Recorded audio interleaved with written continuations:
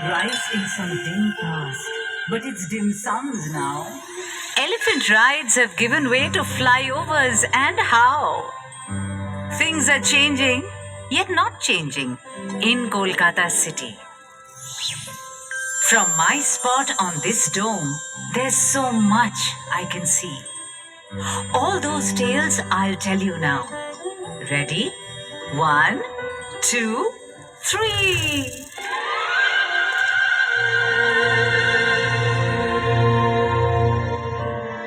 Once it was Kottachitra, now they are making memes. My age is 3 or 400, with 1,000 themes. But though the girl's a decent sort, who knows what she'll say or not. So I thought I'd come myself, we'll make a perfect team.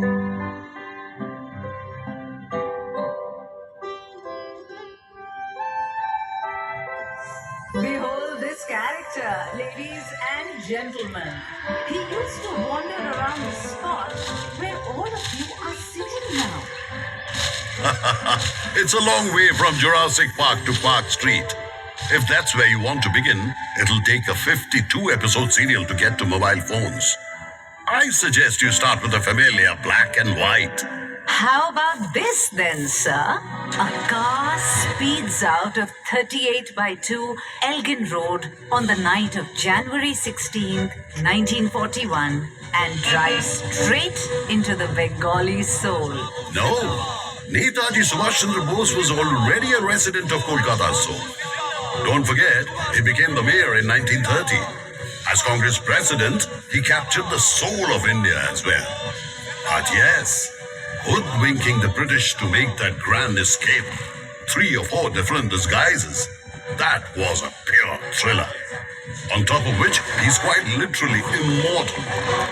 Kolkata hasn't had another superhero like him.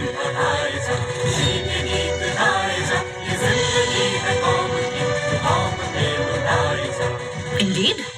Perhaps you would care to tell me then who Kolkata's greatest villain is? In that case, I'm going to name someone who has no name. No name. Meaning?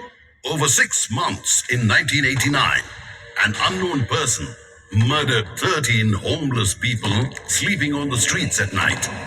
The media named him, or her, the Stone Man. Ugh. Imagine starting with something so morbid. If you ask me, I think the greatest villain is Amitabh Bachchan. Amitabh Bachchan? Why? Isn't it obvious, sir? He worked in Kolkata, he acted on stage in Kolkata, but when it comes to films, he chose to go away to Mumbai. Why? Couldn't he have joined Bangla films instead? He'd have made such a romantic hero. By that logic, even Cliff Richard spent his childhood in Kolkata. Or in Howrah. He was such a wonderful singer, wasn't he? Had he stayed back, he could have been the one to start Jivanmukhi Gaan instead of Shuman Chatterjee. Oh, but wait!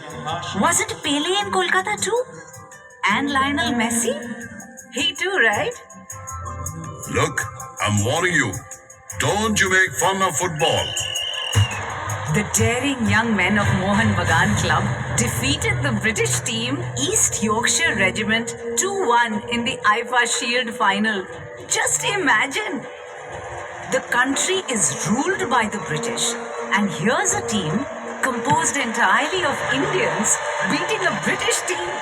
1911 shines brightly in Kolkata's history. Really? But the Indian capital was taken away to Delhi that same year, wasn't it? I was the capital for 139 years before that. The so-called single most important city of British India. Oh, but that's nothing to be ashamed of. It's a matter of pride, in fact. The British just couldn't take the heat of the freedom movement in Kolkata anymore. So they decided to break Bengal into 2 halves in 1905. Lord Curzon was so rattled, he wrote in a letter that steps must be taken to dethrone Calcutta from its place as the center of successful intrigue. Don't you remember? It was here that the Nationalist Indian Association was founded under Surendranath Banerjee's leadership. the All India National Conference was set up here too, which gave birth to the Congress. No wonder the British used to call Surendranath Surrender Not. And they failed. They couldn't even partition Bengal as they had planned because of all the protests. Yes, that is why they shifted the capital 6 years later in a fit of rage. But you know what this proves? That you're a pulsating city, a living city, a city that raises its voice against what's wrong. Right. Which would one day be mockingly called the city of processions, and even a dying city. Never mind.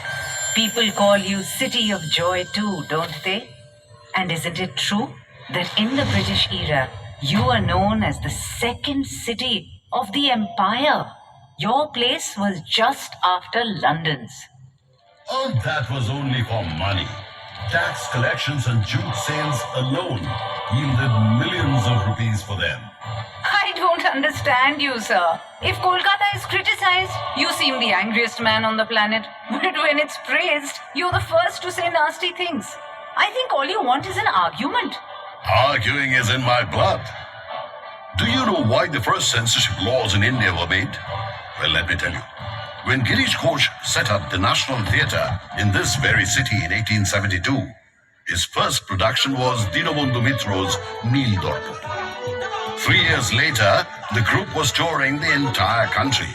The play was being staged in Lucknow that evening. There was a scene in which Indian peasants begin to beat up the brutal indigo plantation owner, with good reason, of course. Do you know what happened then? The British soldiers in the audience went on a rampage on the stage, destroying everything. The very next year, when the Prince of Wales visited Kolkata, the group promptly staged a satire about the grand welcome he was accorded, followed by another one about the cruel police commissioner. That was it. It was time for the dramatic performance act, the censor's sword. If you're sensible, you'll be censored, my dear sir. Look at James Hickey. He published India's first newspaper from this very city, the Bengal Gazette, in 1870. Do you know, he even printed articles mercilessly criticizing the activities of Lady Hastings, just like all your little magazines nowadays, which denounce the establishment constantly. These protests, this venting of anger, this mocking of the authorities, all of this must be boiling in your belly all the time. No wonder the people of Kolkata have such bad livers. There's nothing wrong with our livers or with our cantilevers. Howrah Bridge is a cantilever bridge, isn't it? It's been there since 1943, in perfect condition. I have to agree there. Thousands of cars, buses, trucks have been driving across it every single day, but not a dent anywhere. And I can never get over the fact that this is a bridge without a single screw. That explains why those who have a screw loose often climb to the top of the Howrah Bridge. But my God, can you imagine the view? Oh, please. Are you seriously asking me? Haven't I been balancing here on top of Victoria Memorial for almost 100 years now? Have you any idea the things I can see? Couples in love, people up to no good, experimental art in the Academy of Fine Arts, all the money being blown up at the racecourse. And over on the other side, those babus in suits impersonating Englishmen.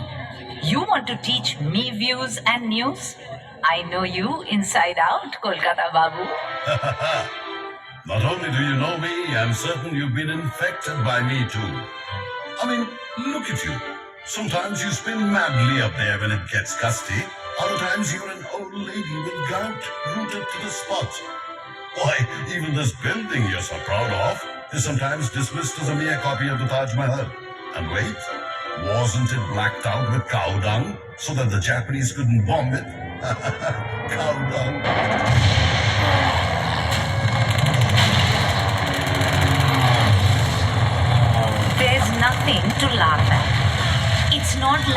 your face hasn't been blackened with shame either. Where was all your outrage when thousands of people were dying of starvation on your streets during that same Second World War? People would step over them daintily to go to work and to meet their friends. At home, they would put on the gramophone to drown the loud cries begging for scraps. Well, I admit it. Many things that ought to have been done were not done. But I will have you know, it's also true that free kitchens were opened in every neighborhood of Calcutta. Besides, the famine was a creation of the government, of politicians and bureaucrats. Winston Churchill cannot evade responsibility for the death of so many people. Do you know what he said about them? The starvation of anyhow underfed Bengalis is less serious than that of sturdy Greeks. How could he? Don't forget either that Nobanu, Bijan Bhattacharya's brilliant play about the famine, was staged in this very city. Well, yes, I'll give you that. Leftist artists created the Indian People's Theatre Association, or IPTA as everyone called it, just a year earlier in 1942. I cannot even begin to count the number of jewels it produced in Kolkata.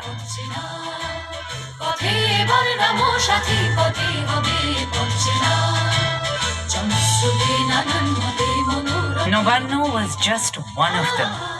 So many other memorable songs, plays, films, Utpal Datto and Jyotirindranath Moitro, Devabroto Bishwas and Sholil Chaudhary, all of them were dazzling diamonds from the IPTA mines, while Mrinal Sen was its spiritual disciple. So inspiring, using art as a weapon to transform society, to galvanize thousands of people with excellence and passion. It was like the chariot leading a magical revolution, traveling tirelessly. The famine of 76, known as Chiattor Bonnontor, which took place about 170 years before the one of 1943, was man-made too. That one was also created by the British, who were cruelly squeezing people for taxes and sowing opium and indigo in rice fields. Then too, millions of helpless people perished right here in my arms. What could I have done? I only watched in silence. If only there had been an IPTA then. You are a strange one, sir.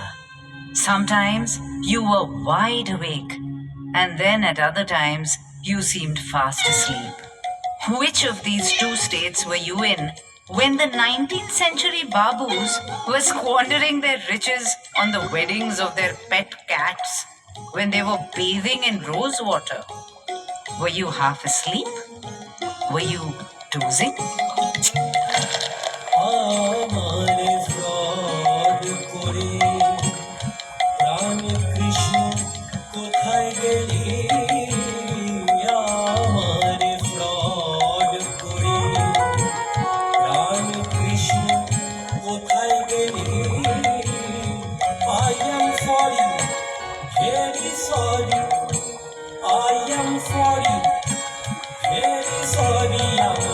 What do you know of it? I had so much fun.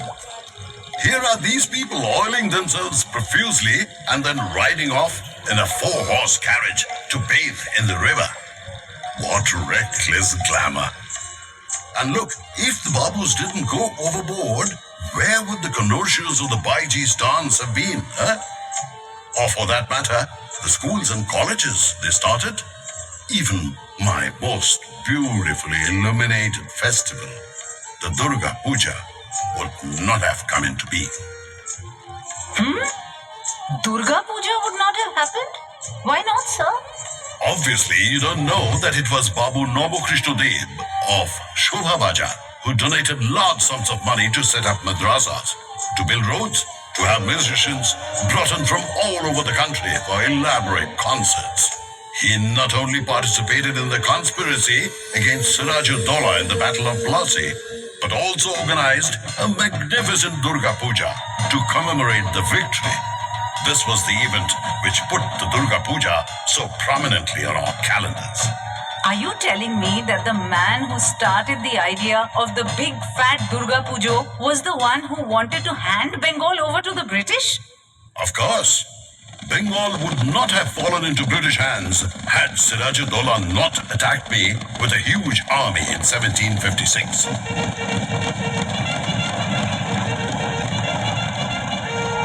If he had not pounded the East India Company's forces into submission, the British wouldn't have dared declare war on a Nawab. I feel they would still have declared war. Just that the proper nouns would have been different. They're not a race to give up without taking control. The wheels began to turn as soon as the company's agent, Job Charnock, moored his boat here on August 24th, 1690, amidst torrential rain, and your history began to take shape. What you said is wrong on not one but two counts. Firstly, Kobi Konkun Mukundaram had written about me long before Charnock came into the picture. In fact, I was present even earlier in Biprodash Pipilai's Monusha Mongol verses of 1495. Shabur Nurai Chaudhury's family were the zamindars of Calcutta well before the advent of the British. So, my history does not begin there. Secondly, can you say things necessarily took a turn for the worse with Charnock's arrival? No, you cannot. Ram Mohan Roy put an end to the practice of sati, but would he have succeeded without the assistance of Lord Bentinck? Would Michael Madhusudhan Dotto have changed the direction of Bengali poetry had he not read Milton? Would Bankim Chandra Chattopadhyay have written the first novel in Bangla if he had not been familiar with Walter Scott? Would Ishwar Chandra Vidyasagar have been able to introduce widow remarriage without the support of the British? What kind of nonsense is this? May I remind you of some scenes from your own history? How can you forget that thousands of people lined your streets to shower martyr Khudiram Boshu's dead body with flowers? Or that Binoy, Badul and Dinesh killed themselves after assassinating a tyrannical British officer in Writers' Building? Why, one of your most renowned barristers, Chittaranjan Das, used to have his clothes laundered in Paris, but the same person burnt all his Western wear and began to dress in khadi. The man he defended successfully in the Alipur bomb case was none other than the poet of patriotism, Aurobindo Ghosh. For heaven's sake, sir, you are the city where the revolutionary organization Anushilon Shomiti was born.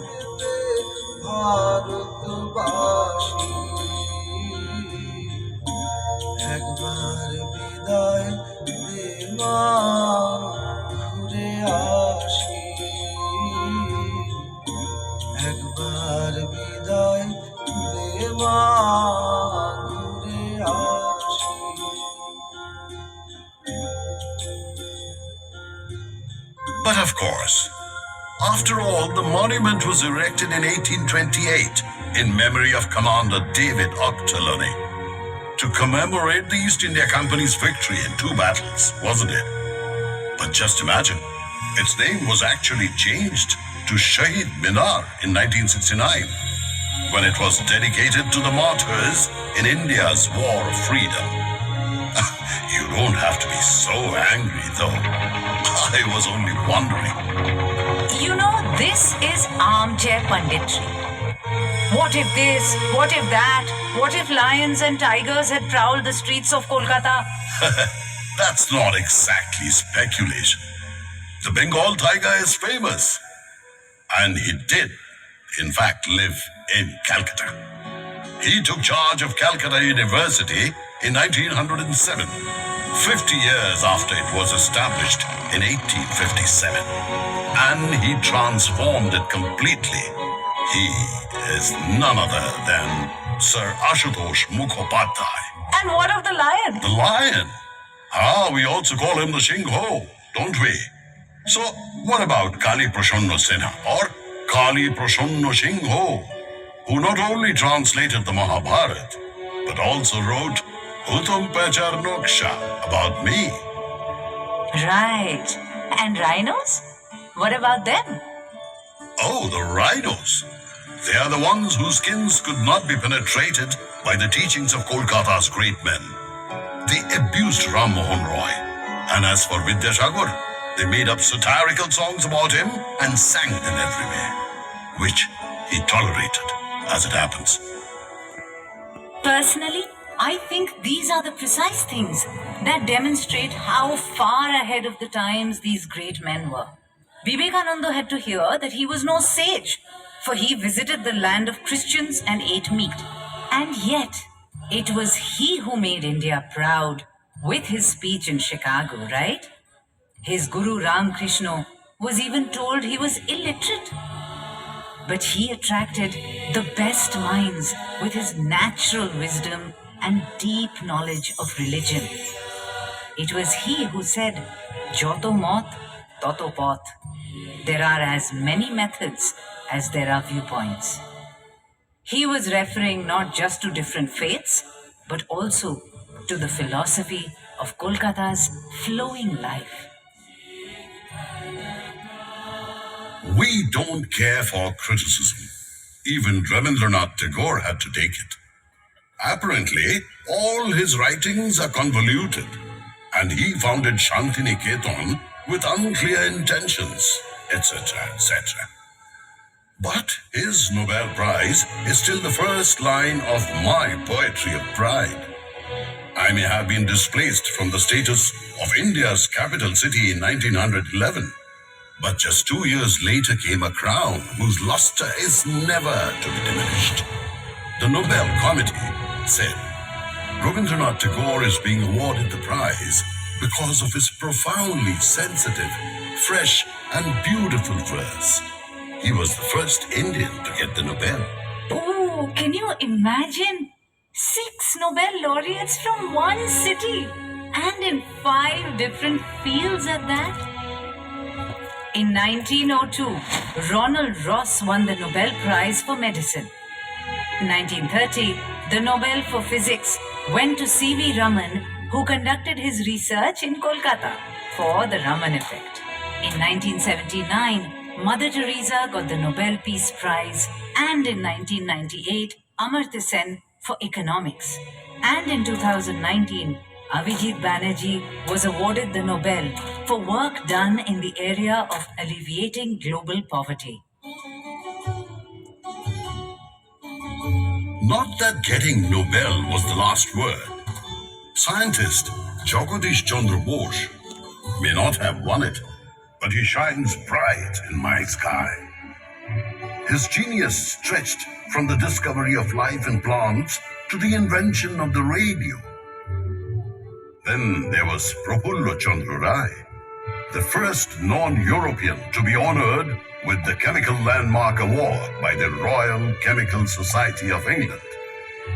There was Shotendranath Bosu, standard bearer of Bose-Einstein statistics, after whom the boson particle is named. There was Prashanta Chandra Moholanovich, father of the practice of statistics in India, architect of the Planning Commission, whose birthday is now observed as the National Statistics Day. I hate to puncture your balloon, but this hallowed center of science is also a hotbed of unscientific fads, dear sir. In 1857, Kolkata saw the craze of the return of the dead. Some said all the people who have died this year will be back on the night of Kali Pujo. Others claimed, no, all those who have died in the past 10 years will be back on the 15th day of the month of Kartik. There was a commotion all over the city. Many people began to wait for their dead relatives. Songs were composed too. The dead people are back. I saw them floating in Ranaghat. Scrawny neck and swollen belly, wobbling like a lump of jelly. Guilty as charged. The 1979 rumors were no less sensational. The American satellite Skylab was going to collapse any day. People kept staring at the sky. Many of them actually walked around in helmets one day. Well, some pieces of Skylab did fall. But that was in Australia, in and around Perth, and some other places. Nowhere near Calcutta. Oh, yeah, but the madness I remember best was when Ganesh began to drink one afternoon in 1995. Temple Ganeshas, calendar Ganeshas, hole in the wall Ganeshas, no one was left out. Apparently, they were all drinking milk as though their lives depended on it. Everyone ran headlong to their nearest Ganeshas with milk. Being left out of this miracle would have meant falling short on their quota of good deeds. Ah, that's what we call DeRozio's Phantom Punch. Do you know him?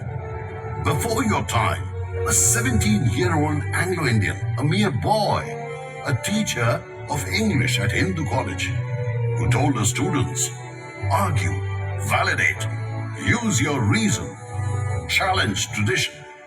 And his students, well, it's better to call them disciples, fanned out far and wide as young Bengal, trying to reform society. This too happened in Calcutta. Please, I am perfectly aware of the story. And just like they tried to shake up the Brahmin orthodoxy to reform society, you had the young men and women in the 1970s who tried to annihilate the system with their violent Naxal revolution.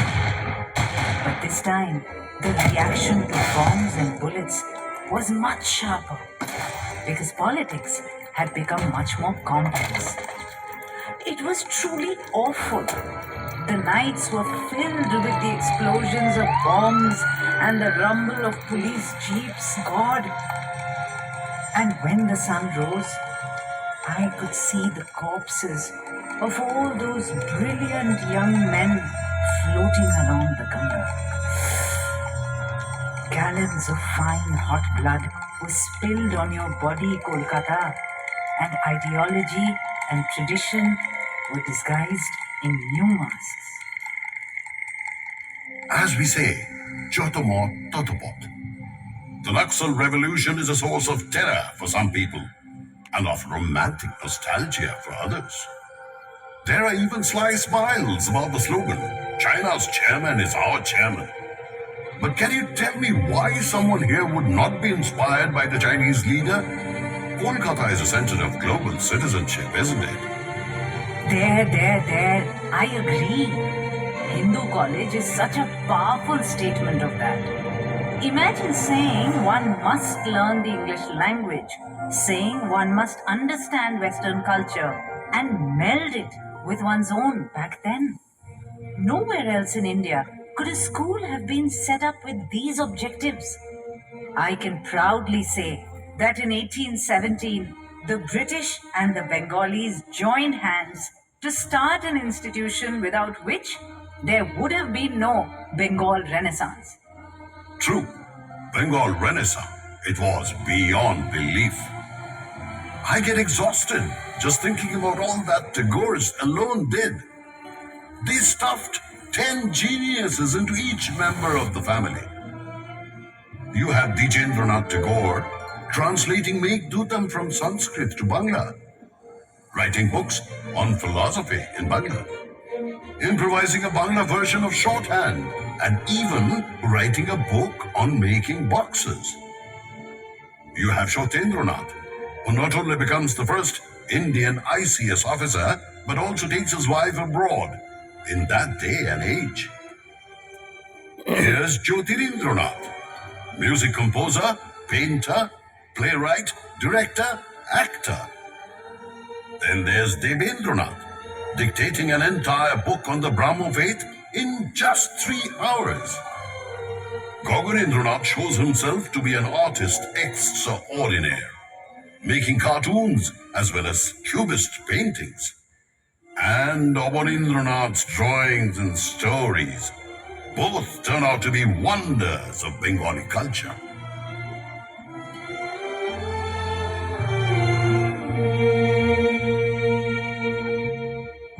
My heart is with the Rays. Whom to start with? Upendra Kishore Roy Chaudhary played the violin, built the framework for children's literature in Bangla, published a magazine for children, and revolutionized half-tone printing with amazing inventions. His son, Shukumar Rai, stunned everyone with his comic verse and prose while talking of everything from Plato to Turgenev at nonsense club meetings. You know what I think? I suspect they used to stir the finest things from the East and the West into a glass and drink it every morning. Well, we've always had this power to synthesize. In 1835, the medical college was established to educate locals in the techniques of Western medicine. Then later, dancer Uday Shankar joined hands with the Russian ballerina Anna Pavlova to create his famous ballet, Radha Krishna.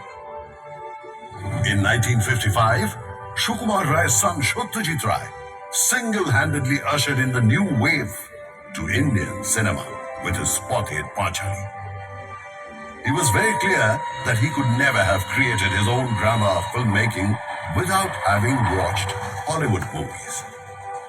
And yet, foreigners discovered a pure Indianness in his cinema. This ability to acquire, assimilate, and absorb runs in my veins, you know. Oh, yes, Ray electrified both the East and the West equally. No wonder he got an Oscar for Lifetime Achievement in 1992. He had to accept it in his hospital bed.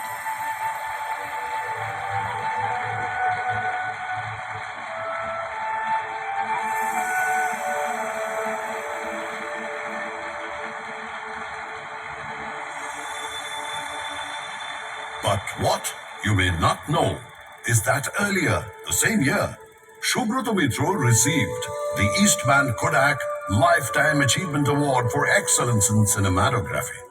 Who was Subrata Mitra, you may ask? Well, he was the cameraman of Ray's earlier films. It's most unfair that he never got the fame he deserved as one of the world's best cinematographers. Excuse me, but can you seriously please explain your obsession with unsung heroes? I can never decide whether you're being generous or being overly critical all the time. Every time the world thinks someone from your city is worthy of the finest honor, you Kolkatans will produce someone else at once. Oh, Mr. So-and-so was just as brilliant but never got his due. But then why shouldn't we? The people of Kolkata know how to celebrate winners. We also know how to admire the ones who were left behind. We don't ignore the ones who didn't win the prize, who died without fame. Because we know how to measure an artist's or a thinker's worth. Not by how much gold they have gathered, but by how much gold they have scattered. And so, Jivanananda Das is as immortal as Rabindranath Tagore. Ritik Ghatak will live on as long as Satyajit Ray does. Bahadur Shorka as long as Shambhu Mitra. Kamal Kumar Majumdar as long as Sunil Gangopadhyay. We'll revere Pankaj Rai, but we'll honor Shute Banerjee too. We'll put Hemant Mukhopadhyay and Manna De and Shandha Mukherjee on a pedestal. We'll bow our heads to Suchitra Mitra and Konika Bandyopadhyay too. But we won't leave Nirmala Misra and Pratima Bandyopadhyay out either. And we lose ourselves in Nikhil Banerjee's sitar. This isn't a fad. It's just that we have a deeper inside. You get me?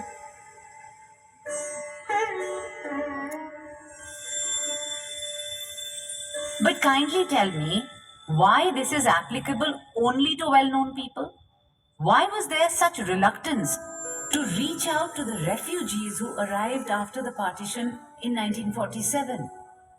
They weren't winners either. Why all the contempt for them? Why so much neglect? That was only in the early days, you know. Well, I'm not denying that the feud between the migrants and the residents, the Bangal and the Goti, has really been bitter.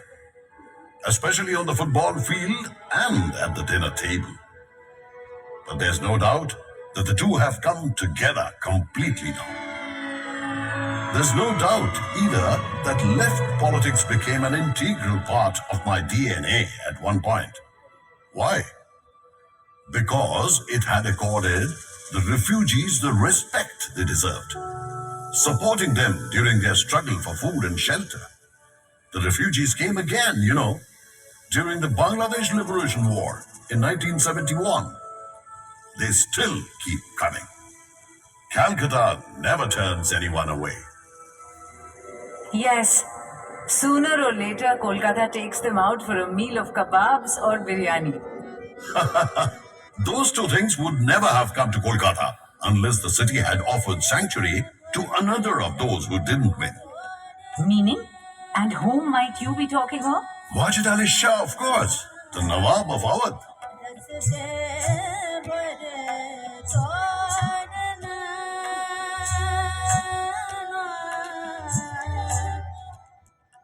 The English dethroned the Nawab without a battle in 1856, exiling him to Calcutta. He set up his camp in Metia Bruce, in culture, in clothing, and of course, in food. Metia Bruce became Chota Lucknow. In the process, the local music and dance were influenced, naturally. But the taste buds and cooking pot were influenced even more. If kebabs and biryani are sold by the side of every road in Calcutta today, their roots can be traced back to that inglorious banishment. No treasure will be discarded here. Calcutta believes this, and this is my glory. But this glory fades when we remember the horrific riots of 1946. Those Hindu-Muslim riots lasting almost a week.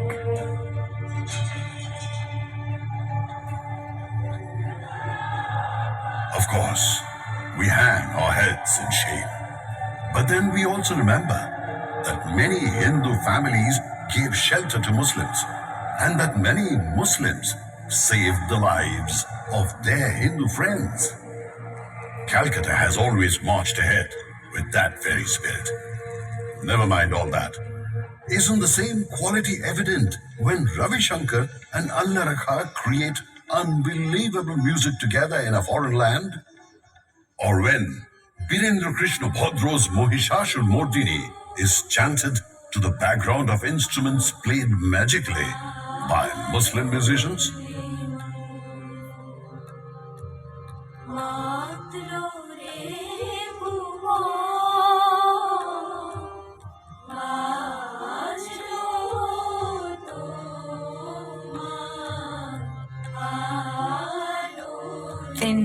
Indeed it is, my friend. I am reminded of what magician P.C. Shorkar did once. The audience, you know, had all turned up for his performance, but the magician was nowhere to be seen. 10 minutes had passed after the scheduled time of the show to be opened, and people were becoming impatient and restless. Suddenly, they heard someone say, "Here I am!" In utter surprise, they found Shorkar standing on the stage and saying, "Look, I'm on time. Take a look at your watches." And an astonished audience discovered that their watches had gone back 10 minutes. Nothing has changed. You are just like him. a master of mass hypnotism, navigating the space between the hands of the clock and of history, while people worship and taunt you alternately. But you hold your dazzling smile intact through everything that happens, announcing, "Here I am."